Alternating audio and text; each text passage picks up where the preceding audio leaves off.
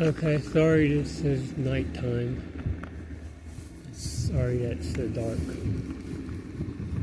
Okay, anyways, I wanted to say, like in Proverbs, there's a scripture that goes, okay, I don't remember the exact words, but it's close enough, you could easily look it up yourself. And you'll probably understand it easier hearing it the way I say it. Okay, it says, I went to the house of the slothful man, and behold, I saw grown all over it all kinds of thorns and nettles. I considered it diligently, and then I understood. A little folding of the hands, a little slumber, a little sleep, so shall your poverty come as one that travaileth and as an armed man.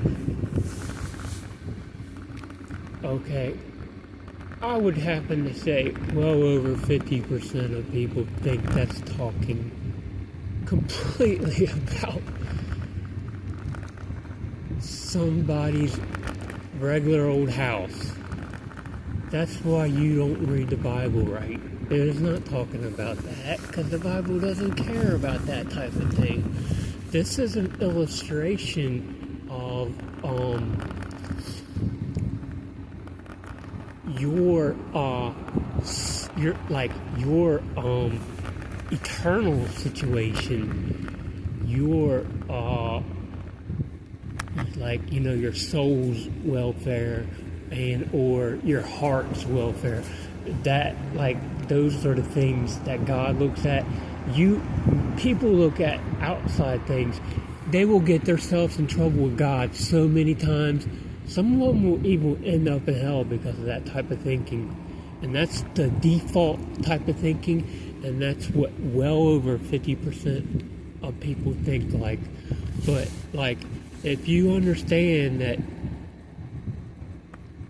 when you read the Bible, you're going to run into that type of thing a lot. You can get an understanding like that, but you can also get yourself in trouble because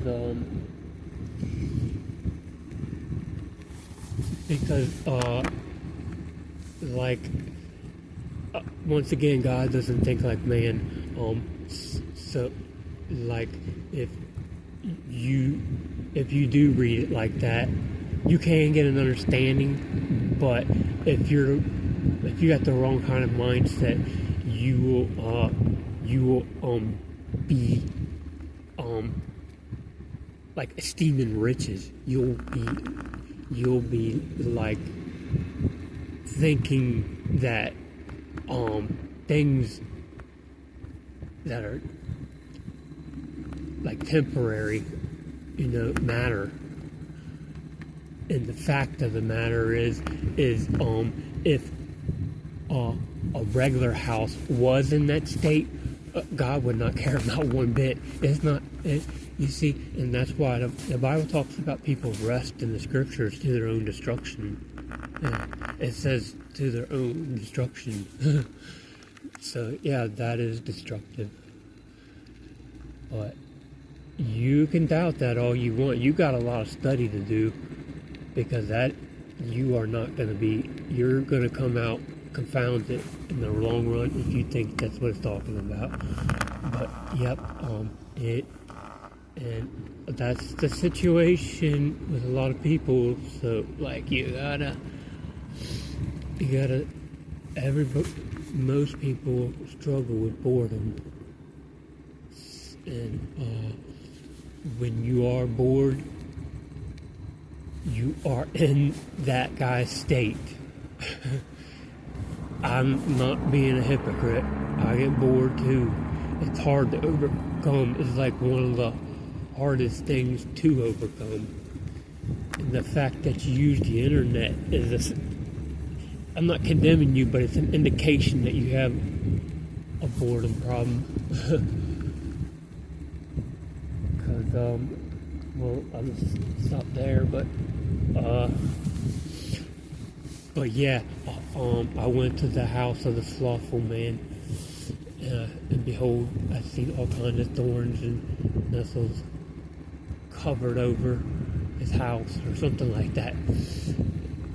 He's basically saying, you've ever seen a house that hasn't been under maintenance, right? How messed up it can be. That's your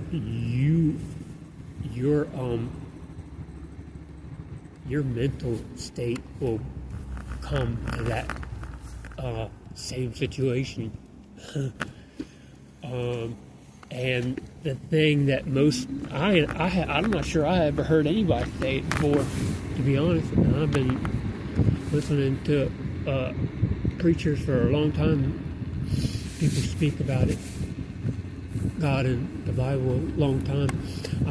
I'm not sure I ever heard anybody talk about it, but yeah, you can go to hell over boredom. Why? Because you ain't, you're not like being fruitful. I wouldn't necessarily definitely say you can go to hell, but it seems dangerous. Because how are you being fruitful when you're bored? You need to. That's the problem I found with boredom. You're not being fruitful. And like a modern word to understand the word fruitful is productive. You're not being profitable. If you ever hear anybody say anything about non-works, you better be careful about that, because once again, you're not being productive. But that's all I want to say. It's a common problem, people reading the Bible with your default mind. Your default mind has been programmed to think in terms of the present life.